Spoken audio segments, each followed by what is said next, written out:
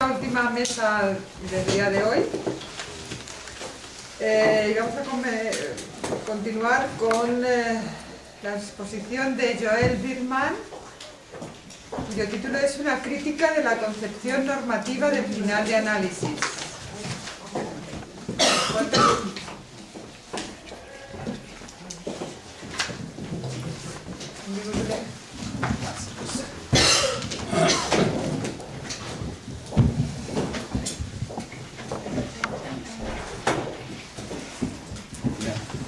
Bonjour à tous.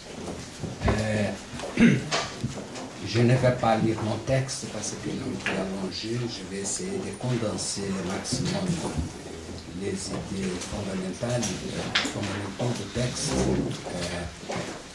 Ma question... Ça va?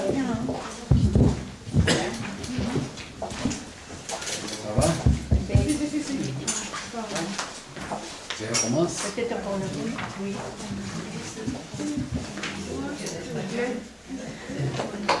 Bien.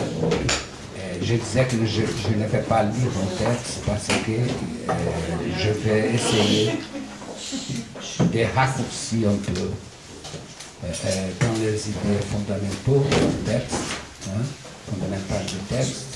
Et mon sujet, c'est la question de la normalisation. Et je crois que j'ai entendu pas mal de choses ici, depuis le début de ces séminaires, qui vont dans la direction de montrer, d'une certaine façon, la question aussi de la normalisation dans le domaine de la pensée lacanienne. Depuis les premiers jours, cette question-là a été soulevée, s'il n'y avait ou s'il n'y avait pas un critère de la fin de l'analyse, s'il y avait plusieurs, et d'une certaine façon, dans l'histoire de la psychanalyse, la question de la normalisation a été toujours cantonnée à la tradition de la IPA. La IPA avait une idée fondamentale sur la question de la normalisation. Et je pense que pour essayer de faire un peu cette lecture-là, à partir de ce qui s'est passé dans la tradition de la IPA, entre les années 50 et 60, et pour faire un peu l'histoire rétrospective de la psychanalyse, pour situer ces débats autour du texte de Freud, analyse avec fin, analyse sans fin, parce que ce texte de Freud, c'est déjà une réponse de Freud à la question de la normalisation. C'est ça un problème qui suivit le mouvement psychanalytique depuis les années 20 et 30. Peut-être à partir de la constitution d'Institut psychanalytique de Berlin, c'est-à-dire une certaine normalisation de la formation des analystes a été constituée. Et alors, je crois que c'est une question très importante, et que dans les dernières années, d'une certaine façon, la question de la normalisation a été mise en jour à cause même de la mise en question de la psychanalyse, à cause de l'efficacité ou pas de la thérapeutique psychanalytique. Et je crois que depuis les années 80-90, à cause du discours de neurosciences, du cognitivisme, pas mal de questions ont été jetées à la psychanalyse sur l'efficacité de la psychanalyse. Et pour l'efficacité de la psychanalyse, il faut penser ici à trois questions qui sont tout à fait attachées. L'efficacité de la psychanalyse pour changer les troubles psychiques, première question. La durée de la thérapeutique psychanalytique et les coûts économiques d'une analyse. Alors la psychanalyse a été critiquée d'une façon systématique, soit-il à partir de la psychologie cognitive, soit-il à partir de la psychiatrie, à propos de ces trois points de repère. Robert Castel, dans un ouvrage que je trouve très intéressant, qui s'appelle La Société psychiatrique avancée, il montre très bien que les critiques de la psychanalyse à propos de ces trois paliers que je viens de rappeler, si on examine les pratiques des neurosciences et du cognitivisme, ils répètent les mêmes choses qu'ils accusent la psychanalyse. C'est-à-dire, c'est questionnable l'efficacité clinique. Seconde, c'est très cher, il y a une longue durée.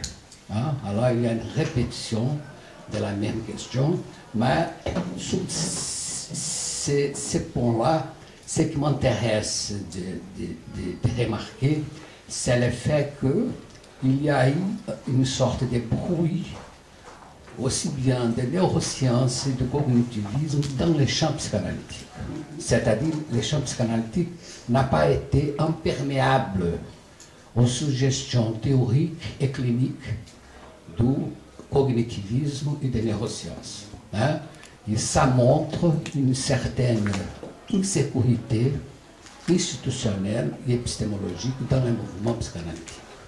C'est-à-dire qu'il y a une sorte de brèche, hein, dans le mouvement psychanalytique, et cette brèche qui montre un certain impératif de normalisation qui montre ces débats-là entre les effets du néocognitivisme et de neurosciences dans la psychanalyse, ce qu'on peut résumer dans un mot qui c'est la recherche d'une identité.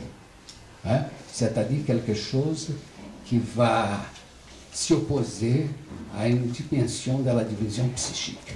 C'est la question de l'identité que je pense que c'est la question de base de tous ces débats-là.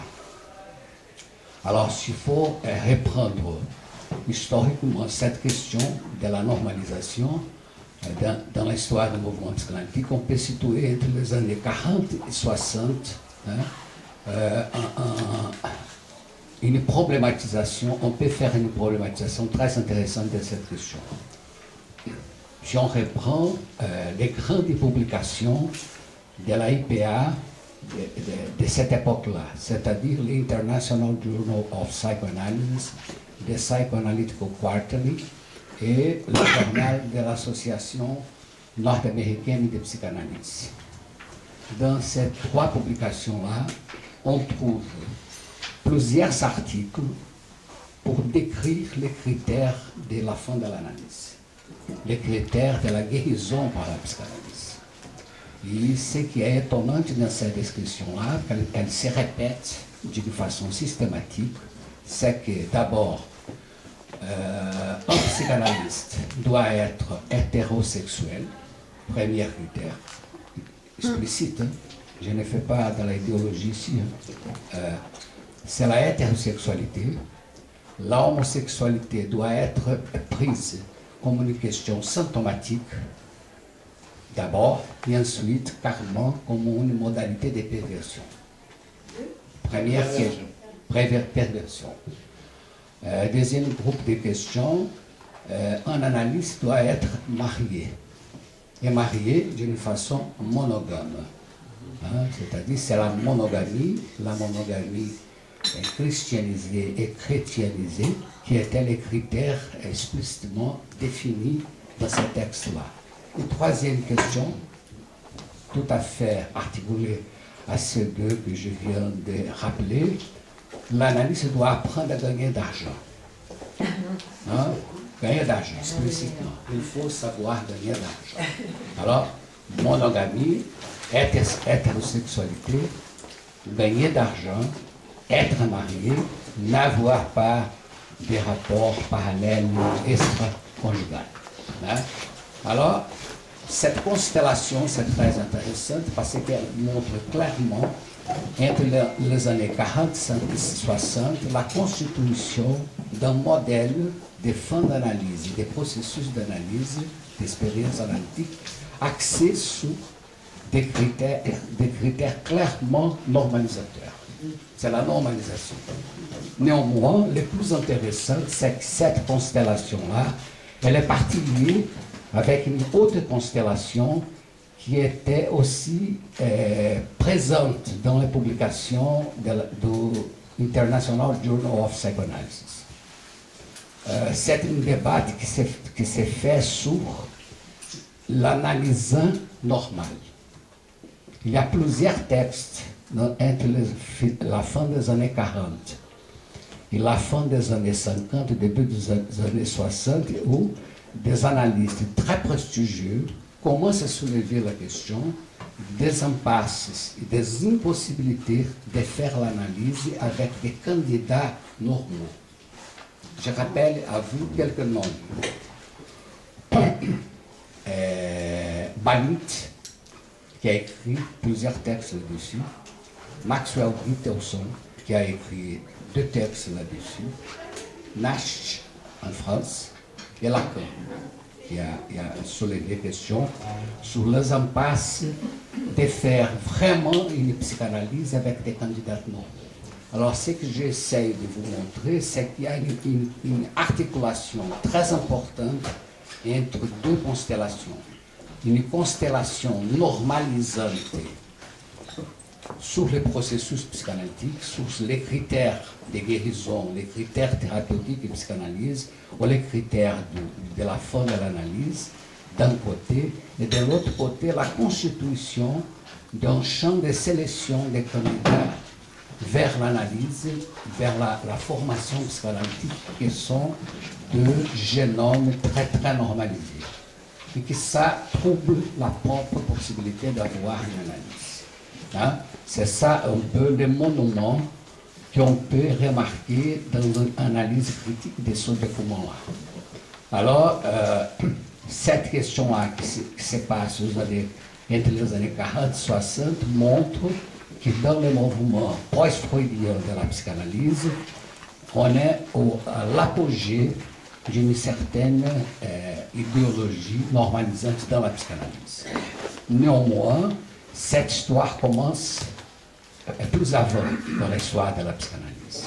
Et on peut considérer que les textes de Freud, analyse avec fin, et analyse sans fin, est déjà une réponse à cette question-là à l'intérieur du mouvement psychanalytique. Pour essayer de démarquer, esquisser un peu la question, le texte de Freud d'abord est une réponse au débat qui a eu lieu dans le Congrès international de psychanalyse de Marienbad 1936. C'est le congrès de psychanalyse où Lacan a apparu dans le mouvement psychanalytique international, où il y a une certaine blessure à l'égard d'Ernest Jones, qu'il a laissé seulement 15 minutes pour présenter, comme nous ici, pour présenter les textes sur les stades du miroir. Dans ces congrès-là, les sujets, la problématique de ces colloques-là, c'était les résultats thérapeutiques de la psychanalyse. Les plus importantes psychanalystes de l'Association internationale de psychanalyse étaient tournés pour le débat de cette problématique. Et alors, l'ouverture, exactement, du texte de Freud, Analyse avec fin, Analyse sans fin, c'est de commencer le texte en répondant aux praticiens qui ont participé à ce congrès. Qu'est-ce que Freud disait? Je ne comprends pas pourquoi vous, à ce moment de l'histoire de la psychanalyse, se préoccupez encore avec les résultats thérapeutiques de la psychanalyse. Parce que cette question-là, on a déjà résolu depuis le début de la psychanalyse. C'est-à-dire que la guérison en psychanalyse, les effets thérapeutiques de la psychanalyse viennent de l'expérience du transfert ou la question de l'amour transférentiel serait d'une certaine façon l'axe thérapeutique de la psychanalyse. La question majeure aux yeux de Freud dans ce contexte-là, c'est de soulever la question. La question actuelle, c'est pas plus ce qui rend thérapeutique la psychanalyse, mais ce qui fait obstacle à ça. C'est-à-dire la question de Freud, c'est exactement la question de la pulsion de mort. Hein? C'est-à-dire Freud est un peu tourné à ce moment aux effets de son nouveau dualisme pulsionnel dans les mouvements psychanalytiques. C'est-à-dire que Freud rappelle pas seulement ce nouveau dualisme pulsionnel, pour répondre à cette préoccupation avec les résultats thérapeutiques de la psychanalyse, mais aussi pour soutenir que la grande majorité de la communauté psychanalytique ne les suivait pas dans ce nouveau dualisme pulsionnel. C'est-à-dire, Freud, d'une certaine façon, suggère que c'était la impossibilité de la communauté psychanalytique de reconnaître la pertinence de la thèse de la pulsion de mort du nouveau dualisme pulsionnel qui les poussait encore à chercher quelque chose du côté du critère thérapeutique et psychanalyse. C'est-à-dire, Freud, d'une façon directe, il attribuait cette sorte de désir de normalisation thérapeutique et psychanalyse à cette sorte de déni ou de délégation à propos de la thèse de la pulsion de mort. C'est ça un peu le terrain du débat fondamental. Et dans ce débat-là, montre, je pense, l'actualité du texte de Freud. Le texte de Freud est encore très très actuel.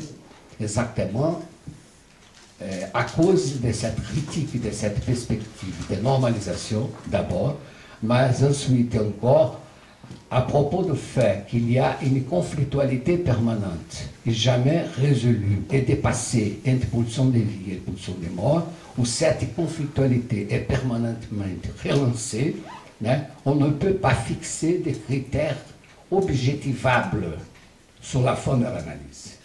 C'est-à-dire qu'il n'y a pas de critères qu'on peut rapprocher à des critères qu'on peut trouver dans la clinique médicale ou dans la clinique psychiatrique. C'est-à-dire que les critères sont pluriels. Les critères ne sont pas coincés dans une objectivation empirique. Comment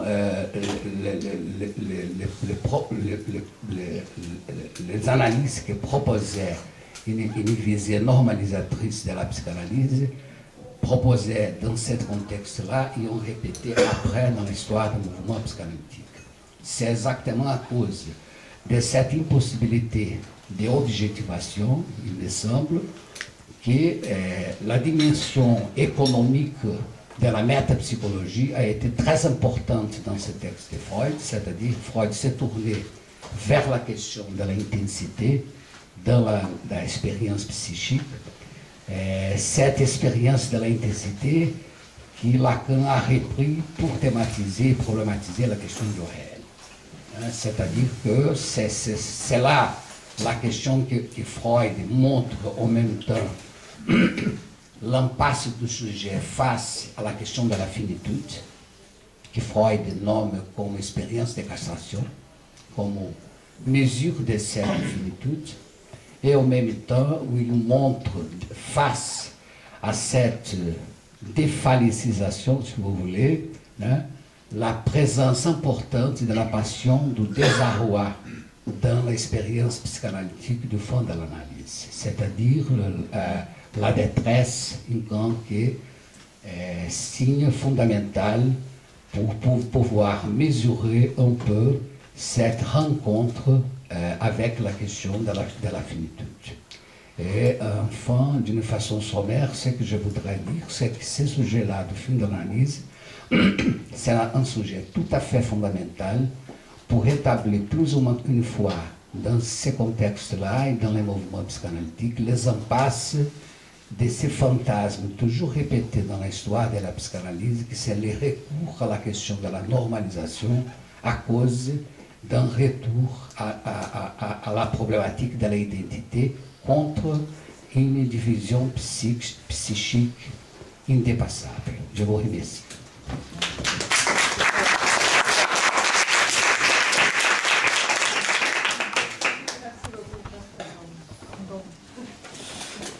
A continuación, vamos a escuchar a Liora Strafchansky con fin de análisis no es vaciamiento del inconsciente. Notas sobre la clínica con niños y la topología.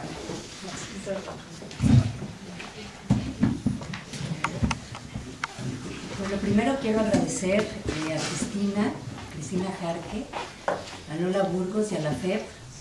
Para mí es en realidad un gusto poder estar aquí. Voy a leerles un trabajo sobre una reflexión sobre lo que es la clínica con niños. Es algo que me ha interesado desde hace tiempo, la cuestión de la infancia y el pensar el niño en psicoanálisis. Sabemos que cuando se inicia el tratamiento con un niño, los padres manifiestan como motivo de consulta su deseo por cambiar conductas, calmar la angustia familiar y optimizar el tiempo del proceso, que como sabemos son expectativas que no remiten a la demanda. El tratamiento con niños nunca busca el entendimiento del síntoma o la eliminación de la conducta, sino que se construye en torno al deseo, porque el lenguaje opera para comprender las diferentes consecuencias que éste efectúa en la subjetividad. Del deseo solo tenemos noticia cuando se articula con el acto de hablar. Lacan propone a la palabra como el medio con el cual el sujeto puede resolver un cierto conflicto siempre en relación con los otros. Esta operación alude a observar este llamado no como una separación adentro-afuera, sino más bien como una invitación a situar el inconsciente topológicamente. ¿Es posible pensar topológicamente el psicoanálisis con niños? De ser así, ¿cómo sería un fin de análisis? De lo que se trata, y acá está la apuesta, es de pensar topológicamente la clínica, de la operación de transformar este sustantivo que nombra las geometrías no euclidianas en un adverbio. Esta superficie posibilita un tipo de relación que no podría ser pensada en un espacio tridimensional. La superficie da un estatuto diferente al inconsciente, que al estar estructurado como un lenguaje, incluye una falta necesaria para la articulación de sus oposiciones. Este tipo de vínculos se generan porque la transferencia siempre opera en el entre dos. Y en la medida que la demanda puede ser ubicada, el analista se instalará como sujeto supuesto saber, condición de inicio en todo tratamiento. Si los padres recurren a los especialistas es porque sospechan que el analista, en el lugar de sujeto supuesto saber, capitaliza el conocimiento y lo aplica en favor de satisfacer las necesidades de su paciente. En este sentido, el psicoanalista también posee cierto conocimiento, pero la diferencia yace en el sustraerse del marco conceptual para posicionarse haciendo operar el saber. Acá tenemos otra diferencia importante. Saber y conocimiento caminan en direcciones distintas. El conocimiento es aplicable porque está en favor de obtener una ganancia, un plus. La plusvalía promueve la pura ganancia, por no contemplar la pérdida como posibilidad. Por otro lado, y de forma curiosa, la posición de saber que el analista hace operar se opone al movimiento de plusvalía que propone Marx. Y cito a Lacan en el Seminario 16. Este autor plantea el problema del objeto del capital. No es que el trabajo sea nuevo, sino que se ha comprado, que haya un mercado del trabajo. Esto le permite a Marx demostrar lo que hay de inaugural en su discurso y que se llama la plusvalía. Termina cita. Lacan articula, vía una metáfora, las investigaciones de Marx con relación a una nueva producción, marcando un antes y un después. Se abre un mercado para capitalizar el trabajo y ahí localiza el objeto A. En este sentido, esa producción, que no es de objetos, apunta a un cambio de posición con relación al saber, dejando a un lado el conocimiento. El saber se produce en pérdida, la cual no se localiza en el registro imaginario. La pérdida es del registro simbólico, donde la falta operativiza la estructura. El saber del analista implica precisamente el deseo de nada con relación al analizante, y los ideales no serán los que guíen el tratamiento. El saber es lo que apunta a la verdad del inconsciente, por lo tanto no busca completarse con ella. En el trabajo con niños es el saber que se produce el que tiene un estatuto de valor, en tanto él mismo produce el juego con los significantes. Si el analista, por el contrario, busca enseñarle al niño, entonces habría borramiento del entre dos y advendría un individuo frente a otro que busque educar eliminando la posibilidad subjetiva. Acá es donde habita la dificultad de marcar fronteras anticipadas. La apuesta es esperar a que la producción de saber dé cuenta a posteriori. Esta temporalidad lógica de Nachtraili implica simultáneamente el aquí y el ahora y el pasado reinventado, en tanto que la historia se actualiza en un presente al ser hablada. El pasado alcanza el decir y ahí justo opera el analista. Estas precisiones sobre el saber, la verdad y el sujeto supuesto saber organizan el campo de trabajo subjetivo, sea niño o adulto. La intención del analista, bajo la regla fundamental de todo lo que usted diga tiene importancia, en el caso de los niños da un giro. Todo lo que tengas para decir y o jugar tiene importancia. Cuando el juego apunta a una reincidencia de lo mismo, donde no se articula la diferencia, es reproducción, es traer proyectivamente lo de afuera en el adentro. Pero cuando la repetición apuesta por la diferencia, y esto es fundamental, por la pérdida al insistir una y otra vez, el niño se incluye en una temporalidad donde puede, con su juego y su decir, tomar posición subjetiva, es decir, hacer de su historia una pregunta en acto que lo historiza. Justo acá es donde subrayamos el doble tiempo de la repetición. For-da, ir y regresar, aparición, desaparición, pero añadiendo una tercera experiencia, la propia desaparición. No es lo mismo jugar con la expulsión que satisface en el recorte de un espacio invisible, como tampoco lo es integrar el deseo del gran otro a través de la ausencia propia en un proceso de sustracción. El tema de la temporalidad propuesta por Freud incluye un a posteriori necesario para el movimiento en la cadena significante. Este tiempo vivido en los sueños permea la vida cotidiana y posibilita estirar el lenguaje. No hay lenguaje más flexible que el infantil. El niño cambia palabras, las voltea y reinventa. No es estático receptor del lenguaje de los otros, por el contrario, el niño produce con el lenguaje y el espacio analítico no hace más que posibilitar que sus significantes le sirvan para relacionarse con el mundo. La duración del tratamiento es tan incierto como el final, lo que no quiere decir que sea un campo donde todo cabe.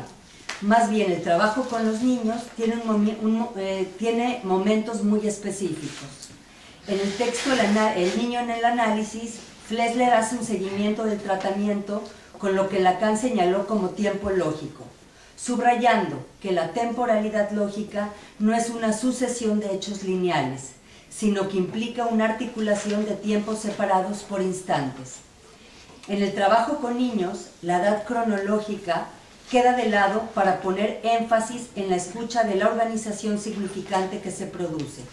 Sin embargo, y esto es crucial, es necesario hacer un recorte de discontinuidades.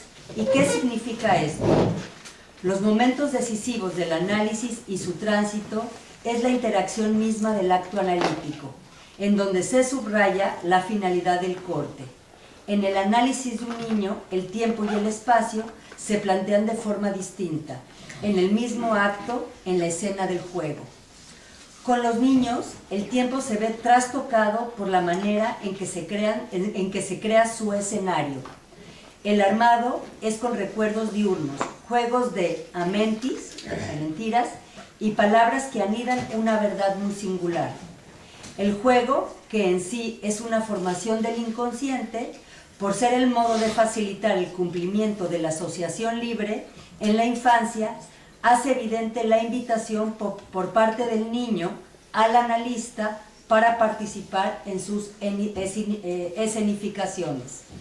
Al incluirlo, pone en y con el juego la falta, haciendo llamado a la diferencia, a la otra cara de la sexualidad, que importa porque convierte en ficción la pérdida irrecuperable.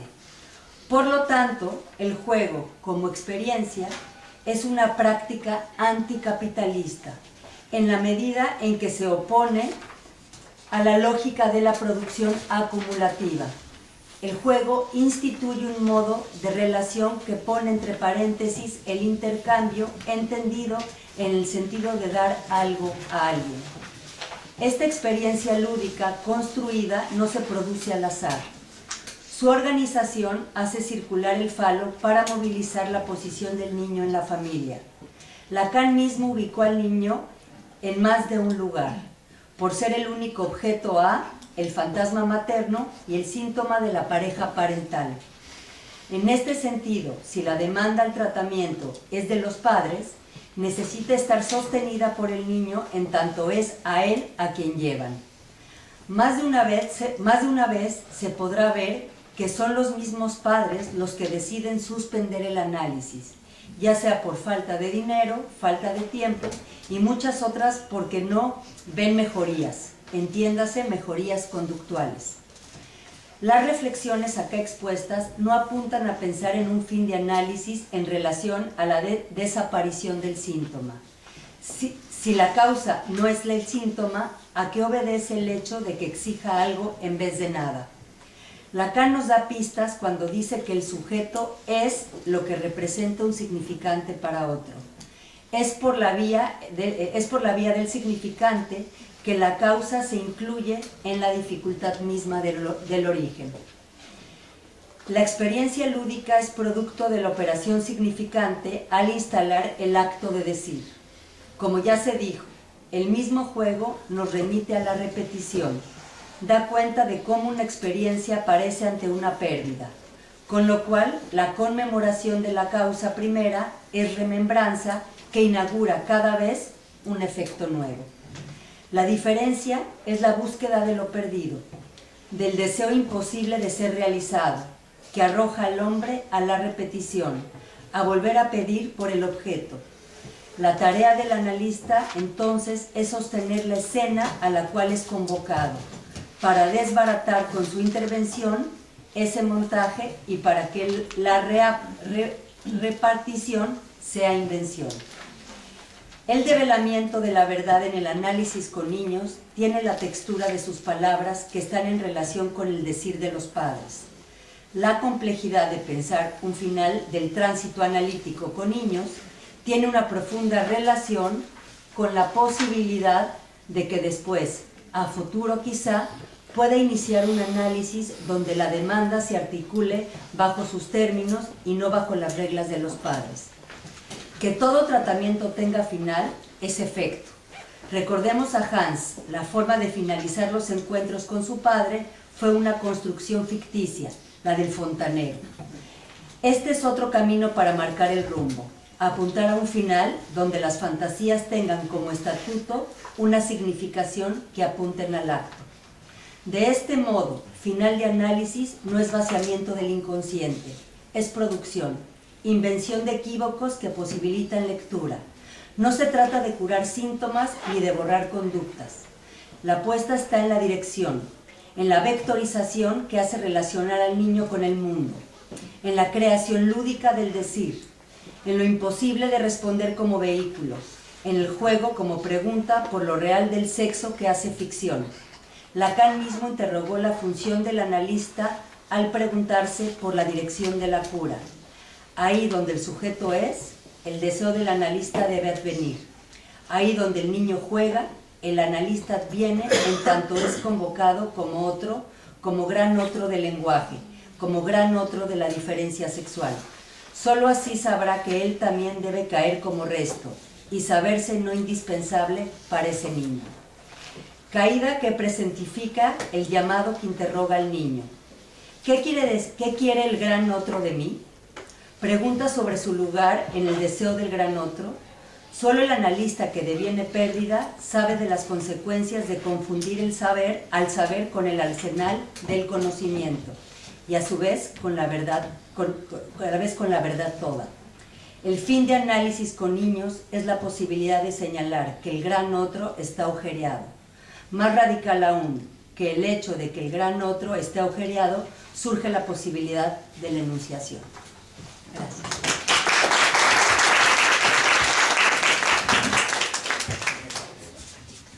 Muchas gracias, Fiona. Muy bien de tiempo. Vamos a continuación con Néstor Bernstein y con Elogio de lo inconcluso. Gracias Lola, gracias a todos por estar aquí, gracias a los organizadores que permiten este trabajo de conjunto en donde ya podemos ver retroactivamente que no se trata de una acumulación, de un apilar textos, sino que hay una articulación entre las diversas posturas que se han presentado. Particularmente mi elogio de lo inconcluso tendrá bastante relación con el trabajo presentado ayer por Jorge Gómez Alcalá, hoy ausente, acerca del carácter mítico del fin del análisis, el trabajo de Roland Chemamá acerca de la posible idealización del fin del análisis, el trabajo de Gerard Pommier sobre la relatividad del fin del análisis en diferentes momentos. Paso a leer el trabajo. Solo la muerte, y para cada uno, es el final. El gran capitón, le point de capitón de la vida. Antes, todo es provisorio, inacabado, rectificable, merecedor de correcciones. También el psicoanálisis, que vive acosado, haunted, por la cuestión del final, de algo que no podría tener fin o que bien podría no tenerlo. El título del artículo de Freud de 1937, al que siempre recurrimos, no es una pregunta abierta, sino una afirmación. Hay dos maneras de entender la terminación del análisis: die Endliche und die Unendliche, donde él invitaba a continuar y a reanudar el análisis terminado periódicamente cada 5 años. ¿Por qué no más? ¿Por qué no menos? Si el tiempo no importa como sucesión de períodos, sino como pausa y expansión en un desarrollo incontenible. Todo está claro al principio mismo. Ya en 1900, en la carta 133 a Fliess, Freud había dado con la expresión precisa con relación al análisis de un paciente que había llegado satisfactoriamente al final de su tratamiento. Dice Freud: empiezo a entender que la aparente interminabilidad de la cura es algo acorde a ley y depende de la transferencia. Espero que ese resto no menoscabe su efecto práctico. En mis manos estaba continuar la cura, pero vislumbré que ese es un compromiso entre salud y enfermedad, compromiso que los propios enfermos desean y por eso mismo el médico no debe entrar en él. La conclusión asintótica de la cura a mí me resulta en esencia indiferente, decepciona más bien a los profanos. La cuestión de los análisis finalizados o inconclusos no es tanto un problema para los analizantes como para las instituciones que deben de algún modo aceptar, ya que no garantizar que el miembro ha cumplido con los requisitos fijados para la habilitación del psicoanalista. Y ya vimos en el trabajo de Cristina Jarque a los manejos a lo que esto puede dar lugar. El análisis inacabado es entonces preocupación de los profanos y de las escuelas, algunas, como la IPA, que hacen nominaciones de candidatos y titulares, y otras lacanianas de AP, AME y AE, que pretenden no ser grados jerárquicos, pero que acaban siéndolo y hacen interminables, no a los análisis, sino a las discusiones sobre la correcta o al menos aceptable terminación de los mismos. Más infinito que el análisis es la discusión sobre lo que debe entenderse como final del análisis. El debate sobre este tema nunca se acabará y por lo tanto, así como hay que saber hacer con el síntoma, hay que saber hacer con lo inconcluso. De allí nuestro elogio. El compromiso entre salud y enfermedad que los propios enfermos desean, decía Freud, es lo que hoy entendemos como afirmación de las posiciones subjetivas ante el goce en la siempre problemática relación entre goce, deseo y fantasma. Eso se sintetiza, según entiendo, en la concepción lacaniana de un symptôme, con el que no se acaba, con el que hay que saber hacer. Ese síntoma, con el que nos entendemos, nous nous débrouillons, resulta de una decisión. No es reductible por el análisis, por la sucesión de sesiones que podría, pero no debería prolongarse más allá en el tiempo.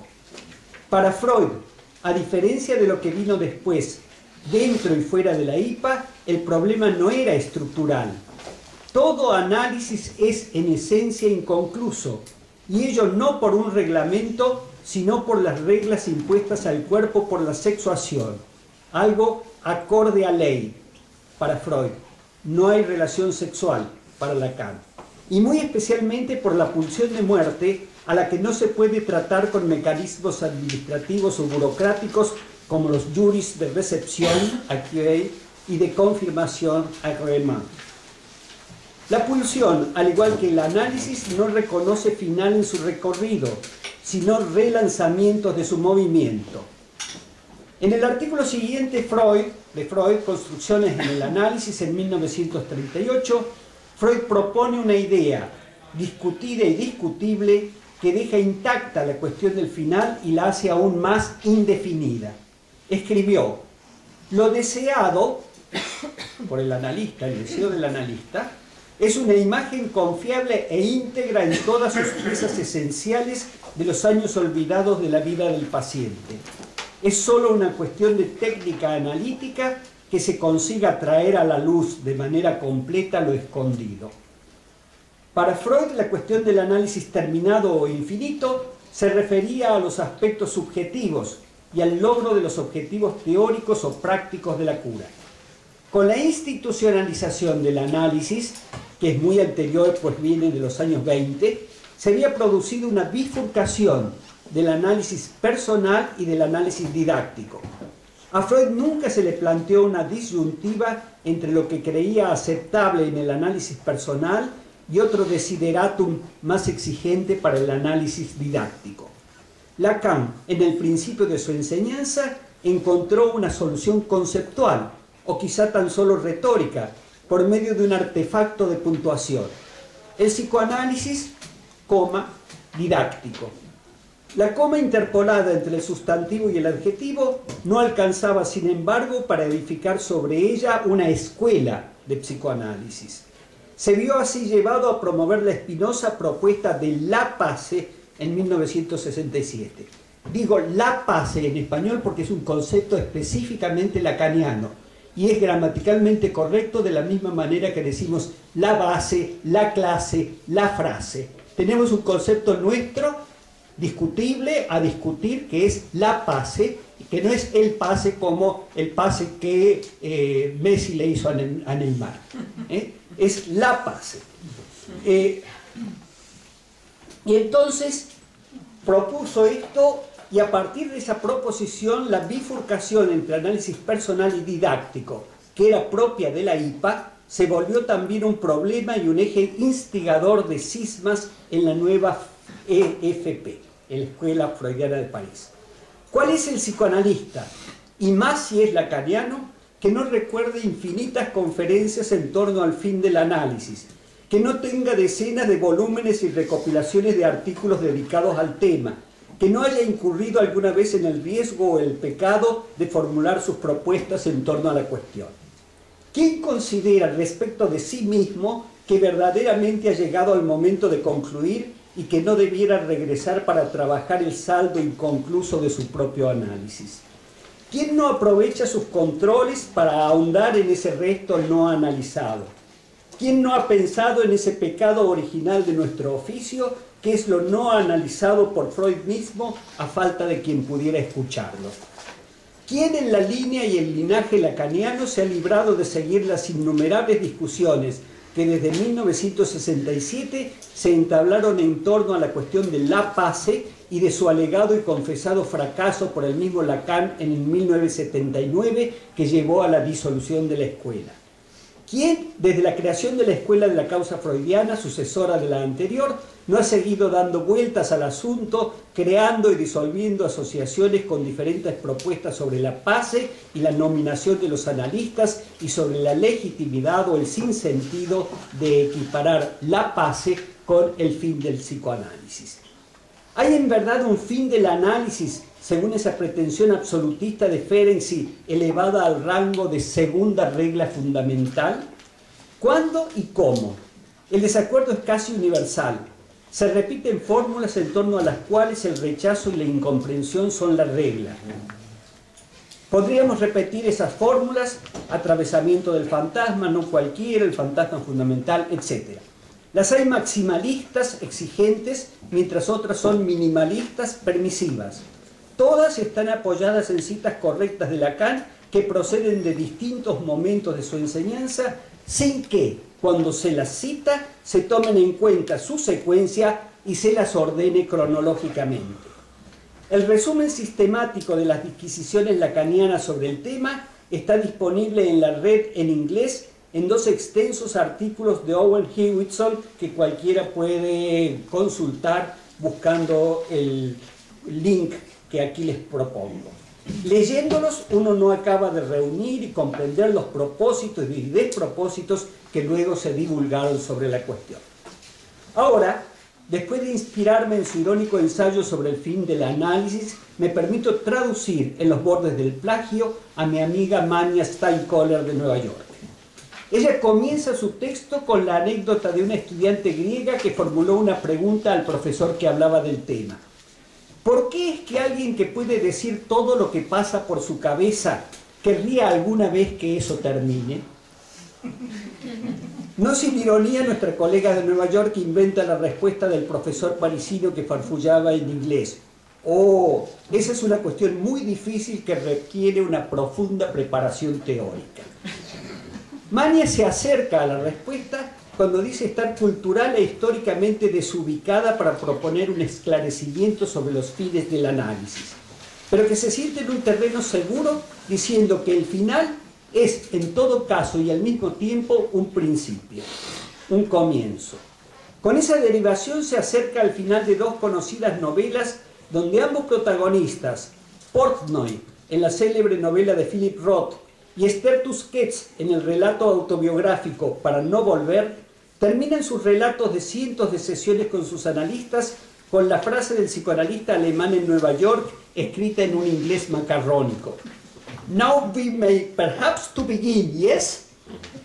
Dice Roth. Y imitando en Cataluña el acento argentino de su analista, la paciente en Barcelona termina por decir: ¿sabes una cosa, mago? Me voy a psicoanalizar.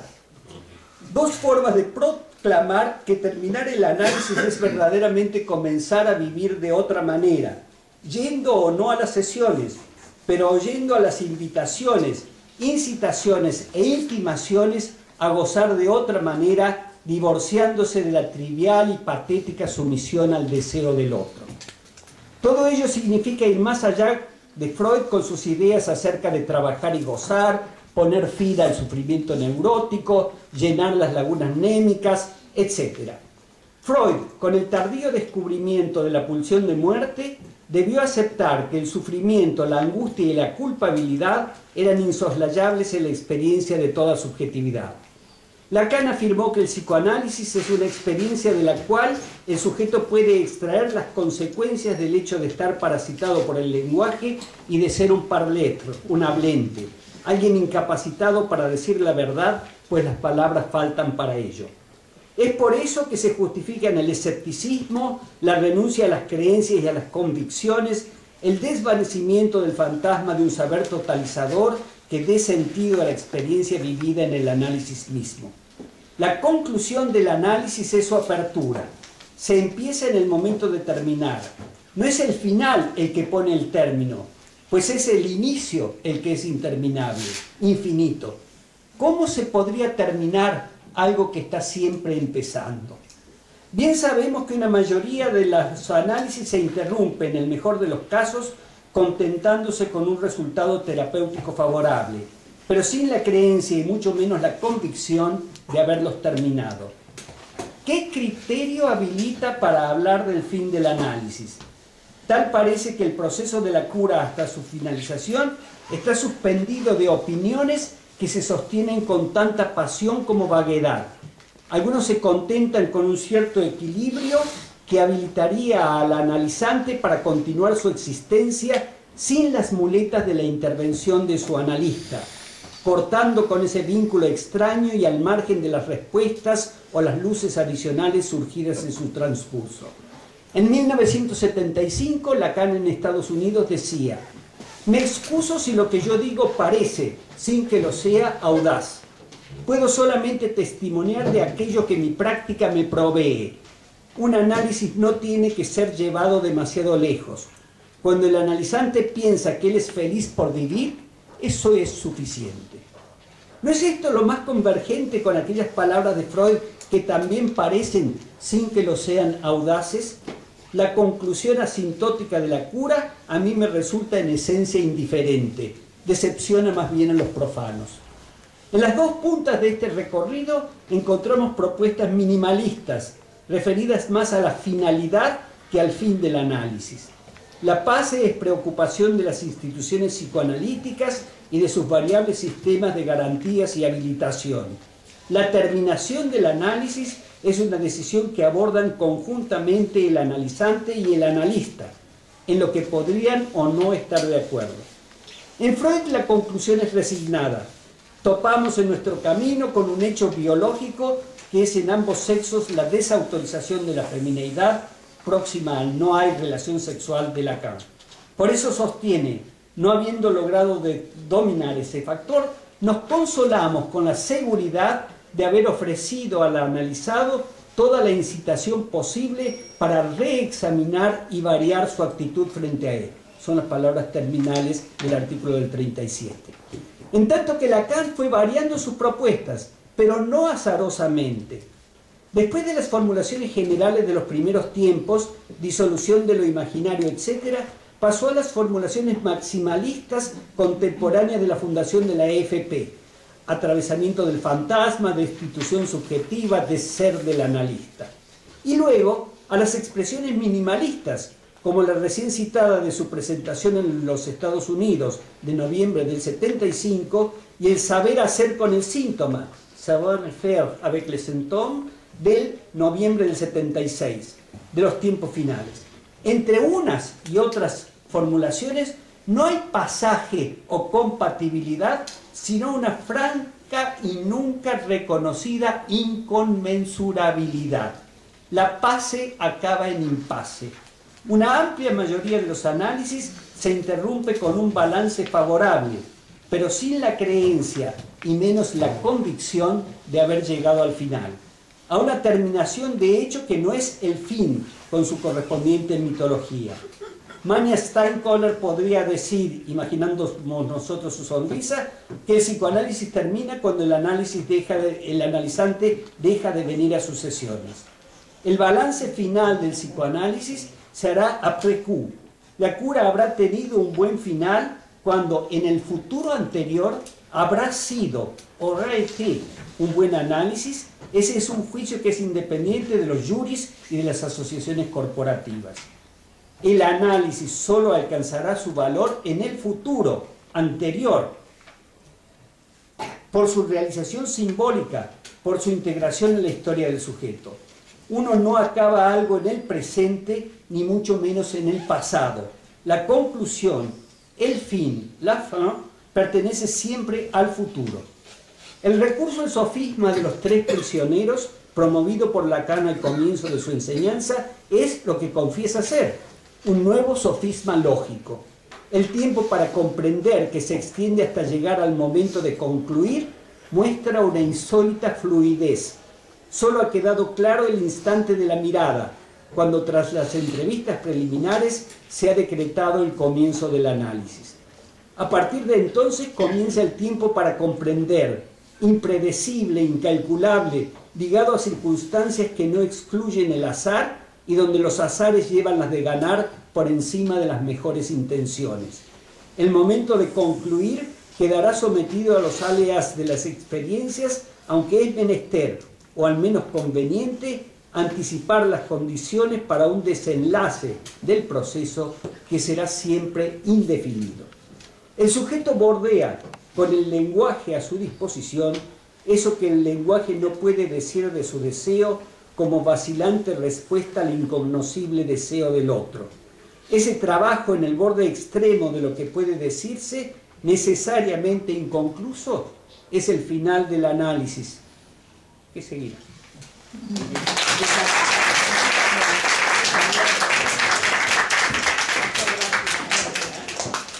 Y a continuación damos paso al último interviniente, que es André Michel, con el nombre en el final de la cura o la letra en su relación al tiempo.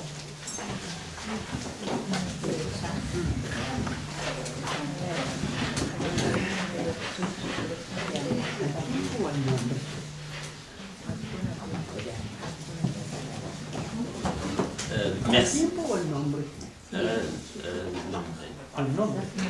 El nombre, No, Bueno, aquí está como un tiempo. nombre. Usa el nombre. C'est un peu différent. En el final de la cura o la letra en relación, porque son las dos cosas. Como del nombre en el final de la cura o la letra en su relación, parece que es al nombre. Al tiempo. En su... Dis tu cuál es el tiempo. No, o todo. Donc le titre a un tout petit peu changé, mais ça, l'idée reste la même, de la fin de l'analyse dans son rapport au nom. Ouais. C'est pour ça que mais l'idée reste exactement, c'est la question du nom en fin d'analyse.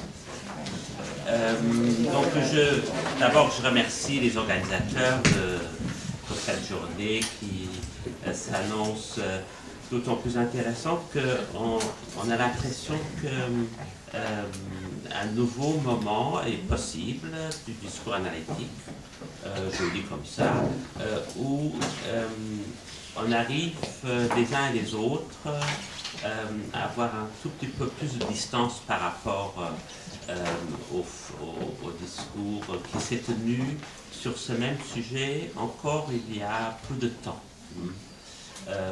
J'ai l'impression de pouvoir sentir un tout petit déplacement au niveau de notre façon de reprendre ces questions qui nous occupent depuis très longtemps et peut-être en particulier depuis la mort de Lacan. Cette question est de plus en plus présente, mais par les nombreuses boucles qui se produisent pour reprendre ces questions, j'ai l'impression qu'on arrive à les formuler très légèrement différemment. Alors, pour parler de la fin de l'analyse, je propose comme une des voies possibles, ceci est un court extrait d'un travail beaucoup plus long, dont je présente quelques éléments, de considérer le parcours de Lacan d'un bout à l'autre jusqu'à son ultime séminaire comme une tentative non seulement de faire retour à Freud, ce qui a été son mot d'ordre du départ, du début de son enseignement, non seulement de le lire en entier, ce qu'il a fait comme nul autre, de le lire jusque dans le moindre détail de son écriture et aussi de ce qui de sa vie a fait écriture, mais de transformer son œuvre en texte ou texture dont il se propose de mettre à l'épreuve le tissage ou le nouage.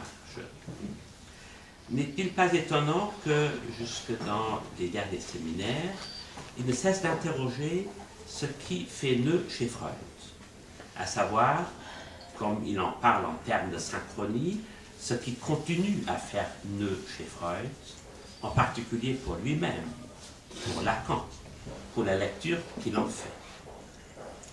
C'est ce qui lui permet d'entendre le discours freudien comme un discours d'analysant, de l'interpréter du coup comme le parcours d'une analyse menée à son terme, de définir celui-ci logiquement plutôt que chronologiquement. Dans cette vision des choses, si mon hypothèse est juste, Lacan ne cherche nullement à dépasser Freud, comme disent certains, en particulier mullériens, ni à le rectifier, comme le soutient à plusieurs reprises Colette Soler.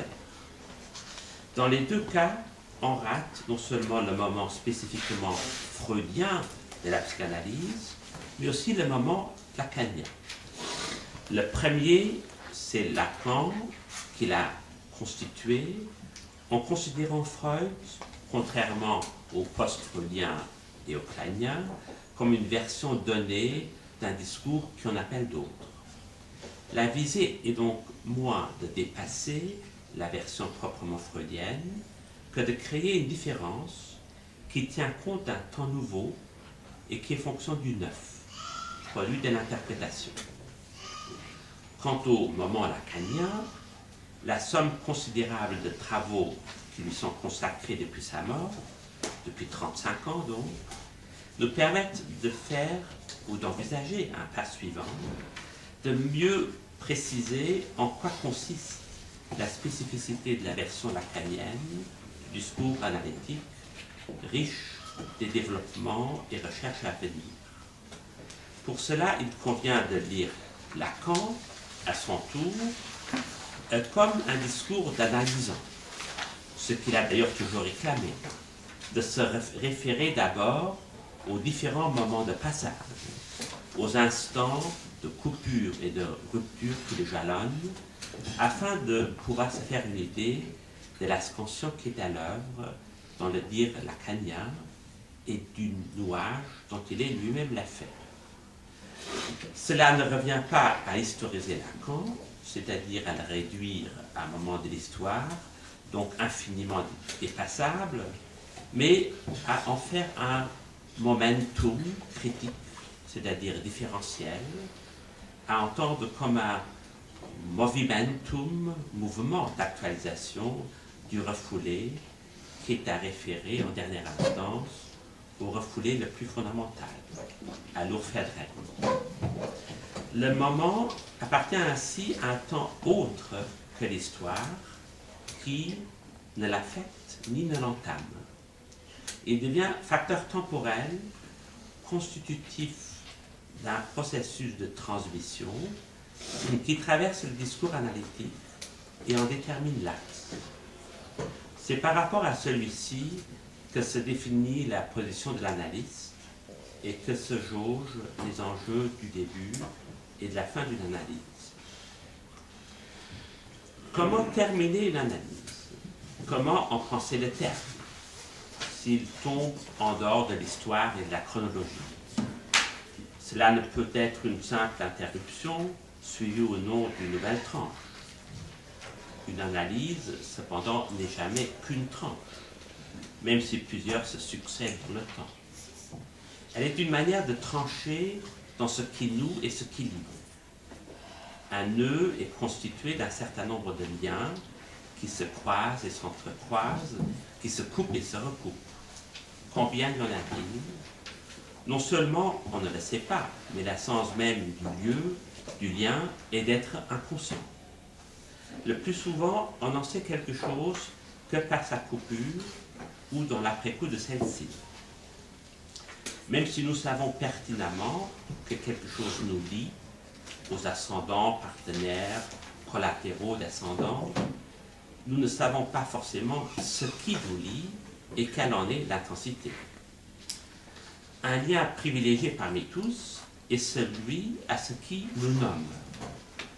Une analyse ne permet-elle pas de réaliser, entre guillemets, ce qui est inscrit dans le nom? Si je le connais, je ne sais pas pour autant ce qui m'a été transmis avec le nom, tout comme celui qui me l'a transmis n'en sait pas plus. Freud a sécularisé le processus de sa transmission qui permet de remonter un point d'ancrage et d'en définir et d'en interroger le destin. Le nom surgit à la place de l'indicible de l'Urfedren qui fait trou dans ce que je peux en savoir et restera à jamais irréductible. Le nom n'intervient pas pour boucher le trou, mais s'inscrit plutôt en marge de celui-ci pour le border. C'est à lui que se réfère le moindre de mes dires et actes, de mes dires qui font acte, ou de mes actes qui font dire, par exemple, dire que non. L'interdire procède d'un dire fondamental. d'un Sagen qui est essentiellement versagen, ratage ou faille, à dire toute la vérité. Parler du terme en psychanalyse est une façon de revenir sur tout un parcours, celui de l'analysant, celui de Freud en tant qu'analysant, qui justement ne se déroule pas entre deux points situables d'un repérage chronologique, mais tombe plutôt en dehors de nos coordonnées spatio-temporelles. C'est à son corps défendant que l'analysant met en acte un autre rapport au temps qui va constituer l'axe de son analyse et que celle-ci sert à élaborer. Freud y met le doigt dès les lettres à Flies, je me réfère à la fameuse lettre 112, 51 dans l'ancienne numérotation, par son hypothèse des trois écritures, Niederschrift. Si elles correspondent à des époques différentes de la vie, il parle de verschiedene Lebensepochen, cela ne les empêche pas d'être nouées et donc de pouvoir être dénouées. Pour Freud, 3 est un minimum, tout comme pour Lacan. Il en faut au minimum 3, rond, registre, moment, pour qu'un nouage puisse se faire. Il en faut d'une logique à 3 termes, dont le premier grand œuvre est la Traumdeutung, l'interprétation des rêves, qui n'est que le prélude de ce qui va suivre, donnant lieu à des types différents d'écriture. Freud les associe à des noms propres, Oedipe, totem, comme représentant de l'ancêtre et donc point d'ancrage, Moïse, correspondant à des moments différents de son élaboration. Lacan est le premier à les avoir mis en évidence dans leurs différences justement. Il est vrai tardivement. Cela nous donne une idée du temps qu'il a mis et des obstacles de tout ordre qu'il a dû surmonter, autant institutionnels que dogmatiques, avant de pouvoir lire Freud dans son ensemble, au regard de son hypothèse de départ. C'est à ce titre seulement que son discours peut être entendu comme un discours d'analysant et son œuvre comme une analyse menée à son terme. C'est en plein milieu du séminaire 15, l'acte psychanalytique, interrompu par les événements de mai 68, que Lacan revient sur l'Oedipe, qu'il avait quelque peu abandonné depuis qu'il avait renoncé, ou comme il le dit, qu'il avait été empêché de faire son séminaire sur les noms du Père. Je le cite, « Est-ce que cela ne devrait pas commencer à éveiller chez vous de petites suggestions, rien que déjà d'amener de pareilles questions, spécialement sur cette tellement évidente tripartition de la fonction résumée comme oedipienne dans la théorie freudienne, et que pas le plus petit commencement d'élaboration au niveau véritable de ce dont il s'agit n'ait encore été fait, et nommément d'ailleurs par moi, mais ça, vous savez pourquoi. C'est ce que je vous avais préparé sur le séminaire sur les noms du Père. Donc c'est une séance de février 1968. L'Oedipe est en fait 3, ou ne se compte qu'à partir de 3. C'est ce qui n'est pas si évident que ça, contrairement à ce qu'en dit Lacan. Autrement, pourquoi avoir mis ou attendu si longtemps à en parler? Une chose est de constater la tripartition, une chose est de la penser. Or, il n'y aurait même pas encore l'amorce d'une élaboration, comme il dit. Il faut avoir à l'esprit cette réflexion pour comprendre la suite des événements, le moment nouveau qui est annoncé, et des séminaires suivants, d'un autre à l'autre. L'enjeu n'est pas seulement de savoir compter jusqu'à 3, de penser une logique à 3 termes, mais de déterminer dans quelle mesure elle est déjà à l'œuvre chez Freud. Lacan disposait déjà d'une pensée du 3, d'une logique du tiers non exclu, temps logique, les 3 temps de l'Oedipe, la constitution du sujet, etc. Autant de dispositifs et dispositions qui, rétroactivement, apparaissent comme les instruments qui ont permis de faire le pas suivant, d'accomplir son retour à Freud, c'est-à-dire de le mener à son terme, dont la pièce maîtresse était en gestation depuis l'abandon du séminaire sur les noms du Père. Ce fut sans doute la raison pour laquelle il y est revenu si régulièrement, pour le mentionner. Pour mener à terme son entreprise, il devait répondre à et de la question de quel nouage, de quelle écriture donc le discours freudien, à savoir le discours analytique, est-il fait. C'est ce qui va le pousser, jusque dans ses séminaires ultimes, non pas à dépasser ni à rectifier Freud, mais à développer une nouvelle forme d'écriture, le nœud borroméen, sa dernière hypothèse, afin de rendre compte des trois Niederschriften, écritures, qui constituent la première hypothèse de Freud, qui précède et donc inaugure son travail proprement analytique. De quel nouage est fait le discours analytique? Qu'est-ce qui est immuable dans ce qui se transforme? Quelle est la synchronie qui traverse la diachronie de l'œuvre de Freud? Elle est comme la droite infinie, l'équivalent d'un cercle, qui traverse le lieu même du recouplement de deux nœuds, de deux ronds, pour les inscrire dans un autre registre. Pour rendre compte de la transformation de l'œuvre en texte, Lacan est obligé de développer un autre mode d'écriture, celle des nœuds, qui se soutient d'une articulation de la lettre au temps. Elle est spécifique, en effet, de se référer à une lettre qui insiste dans le dire et ne se révèle que par celui-ci, et du coup de repérer le dire d'où il procède. Le psychanalyste est tenu à la souplesse d'entendre à la fois ce qui s'écrit dans ce qui se dit et ce qui se dit dans ce qui s'écrit. Pour mener une analyse à son terme et pouvoir le penser, il faut donc apprendre à compter jusqu'à 3.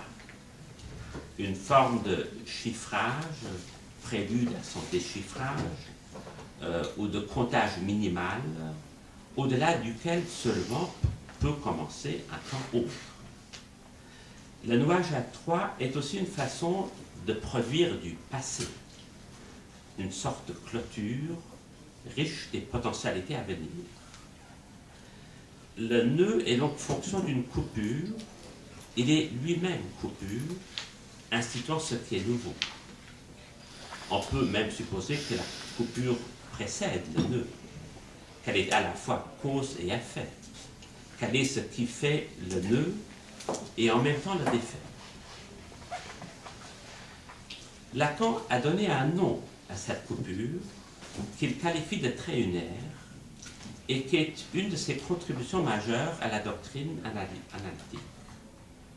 Le trait unaire vient scander son enseignement et en constitue la véritable assise, sinon orientation.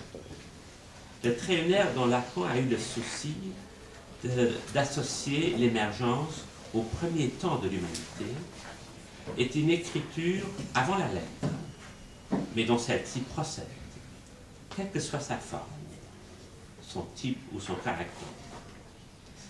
Celui-ci est variable dans le temps et l'espace est toujours à inventer, à réinventer. Le trait unaire est donc riche de toutes les écritures possibles. Il se manifeste d'abord par la scansion de la répétition ou jouissance, tout en la sanctionnant. Mais il n'intervient à cette place et dans cette instance que surdéterminée par la traversée des générations. C'est l'endroit où Freud situe un possible axe de l'identification, fonction du trait emprunté aux parents aimés ou haïs. On peut cependant admettre qu'il remonte bien plus loin dans le temps, qu'en tant que trait traversant qui lie en déliant, il constitue une sorte d'ébauche, d'épure du nom du Père, qu'il lui livre même le matériau avec lequel il va s'écrire et se réécrire autant de fois que nécessaire. Alors, quel rapport entre le 1 du trait et le 3 du nœud? C'est ainsi que pourrait se résumer une partie de la recherche de Lacan. Il s'est aperçu que l'hypothèse de la lettre 112, celle des 3 temps, moment, instance, va beaucoup plus loin qu'il ne l'avait supposé dans un premier temps. Si 3 ronds sont nécessaires pour faire nœud, c'est à partir du 4e qu'on peut passer à un autre ordre, registre ou moment. Ce sont les dernières formulations de Lacan qui nous permettent de revenir aux toutes premières de Freud et peut-être d'en entendre la pertinence en fonction d'une dialectique de la lettre et du temps. On peut supposer que seule une lettre ayant traversé différents temps d'écriture, déposée en strates successives ou couches superposées de sédiments, de traces d'une jouissance ancienne, qui continue à réclamer son dû et ne demande qu'à être réinstituée dans ses draps anciens, comme les fueros dont parle Freud, que seule donc une lettre qui a traversé différents temps d'écriture permet de les nouer sans détour. La lettre, par cette traversée, ne reste pas forcément égale à elle-même. Elle peut changer de caractère, comme Freud l'a suggéré, pour donner lieu à différents types d'écriture. Je vais terminer par une remarque toute spéculative sur la structure à 3 termes, lettres, caractères, qui se retrouvent jusque dans la racine trilitaire du verbe en hébreu, facteur de stabilisation de la langue, tout le mouvement extraordinaire de ce que le verbe produit comme déplacement et condensation peut à chaque fois être ramené à une structure à 3 lettres qui font nœud, un invariant qui est moins à considérer comme un point fixe que comme opérateur de la production langagière, condition de la créativité du sujet.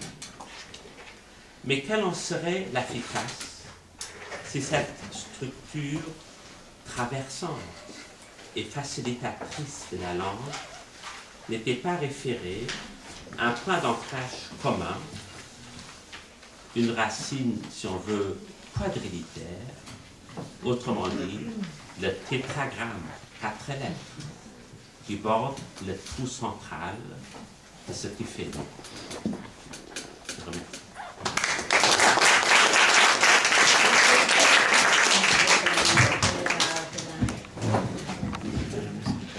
Muchas gracias, Andrés.